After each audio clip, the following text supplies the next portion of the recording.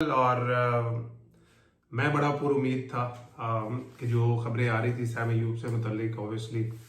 कि शायद वो चैंपियंस ट्रॉफी से पहले डॉक्टर बोल रहे हैं कि उनका रिहैब कंप्लीट करके उनको खिलाया जा सकता है, मगर जो ज़राए खबर दे रहे हैं, जो ऑब्वियसली जिन लोगों को अंदर हम जानते हैं उनसे जो खबरें आ रही हैं कि डॉक्टरों के हाथ खड़े हैं कि सैम अयूब शायद इस चैंपियंस ट्रॉफी में पाकिस्तान को अवेलेबल नहीं होंगे और उनको डिक्लेयर्ड फिट नहीं किया जा रहा फॉर दिस सीरीज। इसी की वजह से पाकिस्तान की एक दो दिन से कैप्टन की और सिलेक्टर्स की मीटिंग्स भी चल रही हैं। ऑब्वियसली 7 टीमें जो और चैंपियंस ट्रॉफी में खेल रही हैं उन्होंने अपने स्क्वाड्स अनाउंस कर चुकी है। पाकिस्तान हमेशा ऐसा होता है जब भी आईसीसी की चैंपियंस ट्रॉफी हो या आईसीसी का कोई भी इवेंट हो, पाकिस्तान का स्क्वाड एक तो सबसे लेट आखिरी दिन बताया जाता है और दूसरा जो कट ऑफ डेट होती है जिसमें आप रिप्लेसमेंट कर सकते हैं,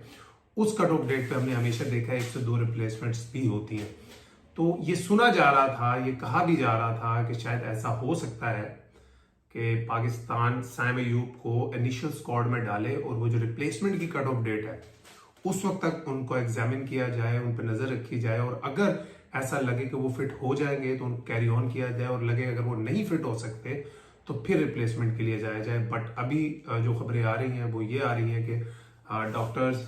जो भी उनके ट्रेनर्स हैं वो कॉन्फिडेंट नहीं है और वो ये रिस्क लेने को तैयार नहीं है कि सैम अयूब जैसे टैलेंट को उनका पूरा करियर रिस्क पर डाला जाए। और मेरा भी ये मानना है कि सैम अयूब का जो टैलेंट है वो किसी भी चैंपियंस ट्रॉफी के इवेंट से बहुत बड़ा है। वो पाकिस्तान को अगले 10 से 12 साल तक बहुत डोमिनेटली पाकिस्तान की तरफ से खेल सकते हैं, बड़ी परफॉर्मेंसेस दे सकते हैं। तो जो पाकिस्तान अब रिप्लेसमेंट पे बात हो रही है और बड़े नाम सामने आ रहे हैं, कुछ लोग कह रहे हैं शायद अब्दुल्ला शफीक के साथ कैरी ऑन किया जाएगा और इमामुल हक को as a backup opening batsman डाला जाएगा। बट मुझे नहीं लगता कि पाकिस्तान को अब्दुल्ला शफीक के साथ जाना चाहिए, बिकॉज मुझे नहीं लगता उनका कॉन्फिडेंस उतना आया होगा। काफी लोग बोल रहे हैं कि यार उन्होंने 1 या 2 बैड सीरीज खेली है वनडे की, बट अगर ओवरऑल पूरा साल देखते हैं जिसमें उन्होंने 14-0 किए हैं, एक बैट्समैन जिसने 14-0 एक साल में किए हैं उसका कॉन्फिडेंस लेवल किसी भी आईसीसी इवेंट में हो ही नहीं सकता कि वो हाई हो। और आप ये कहकर उन्होंने सिलेक्ट कर लेंगे वो जो 2023 के वर्ल्ड कप में खेले थे बहुत अच्छा खेले थे, तो इसलिए हमें इसमें भी उनके साथ कैरी ऑन करना चाहिए। बिकॉज मेरा हमेशा मानना है कि आईसीसी के जब भी किसी आप इवेंट में जा रहे हैं आप कोशिश करें जो आपके मैक्सिमम इनफॉर्म प्लेयर्स हैं आप उनको लेकर जाएं, बिकॉज इस तरह के टूर्नामेंट्स में फॉर्म बहुत मैटर करती है। फॉर्म आपको कॉन्फिडेंस देती है और इतने बड़े इवेंट में कोई वर्ल्ड कप हो, चैंपियंस ट्रॉफी हो, अगर आप कॉन्फिडेंट हैं तभी आप डिलीवर कर पाएंगे। तो नाम जो हो रहे हैं, मुझे ऐसा लगता है कि पाकिस्तान को शान मसूद की तरफ जरूर देखना चाहिए। अगर उनका वाइट बॉल का रिकॉर्ड देखें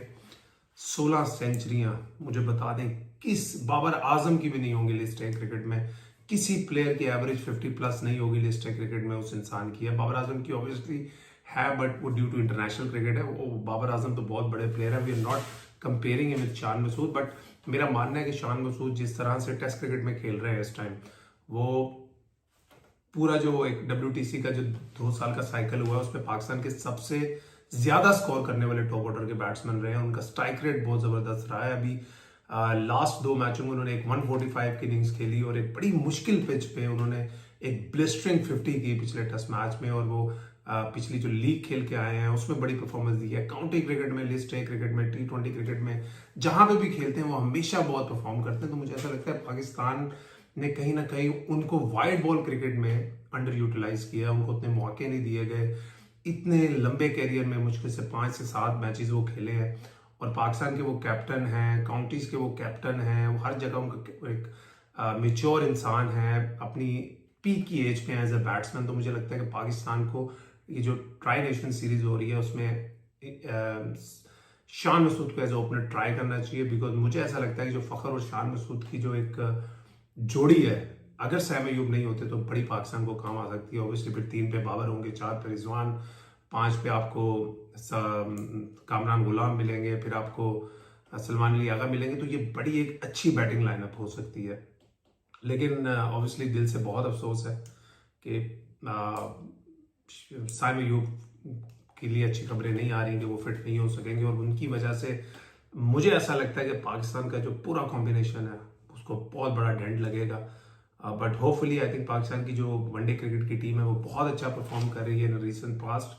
और पाकिस्तान को बहुत बड़े बड़े जो क्रिकेट एनालिस्ट है इवन फ्रॉम इंडिया वो इस आईसीसी चैंपियंस ट्रॉफी का फेवरेट भी करार दे रहे हैं। तो we hope for the best. हमारी तो अभी भी दुआ है